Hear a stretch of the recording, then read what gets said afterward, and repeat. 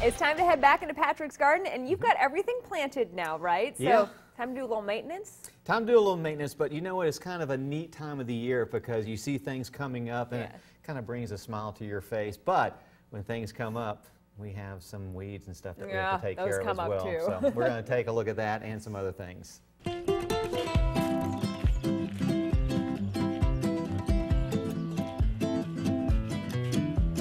All right, we're back in the garden and we've had a good stretch of hot, dry weather, so I hope you've been able to get things going, and hopefully you make sure that you go ahead and water pretty frequently until we get pretty good rains, which probably won't happen until maybe later this week. So got things progressing a little bit better here, so now it's maintenance time when it comes to the old raised garden.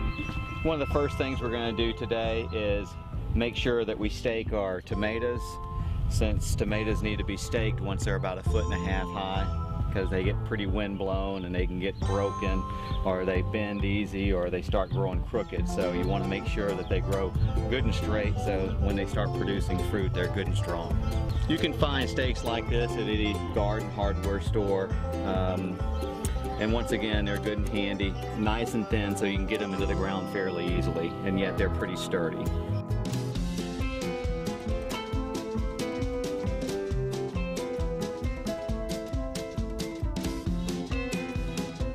What you want to do here is, if you can, is trim some of these main shoots, especially when they shoot from the main and try to develop its own little structure.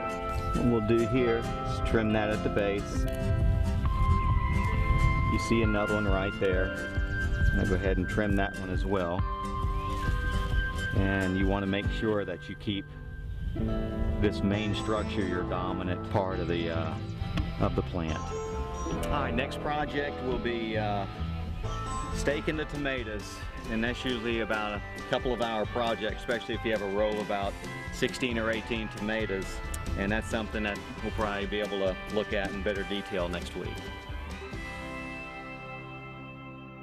Okay, I learned I've got to trim the suckers off of the stems. How about that? Help, and it allows your fruit to get a little fuller and grow a little bit better. So basically, the suckers, they take nutrients from the main part of your tomato plant. That's right. All right, well, you know what? He's holding a fern now. Check that out. Earlier Look at this today, Boston fern. It's gorgeous. We asked our Facebook followers earlier today to sign up if they wanted to win the beautiful Boston fern, and congratulations tonight going out to Cindy Talent Bailey.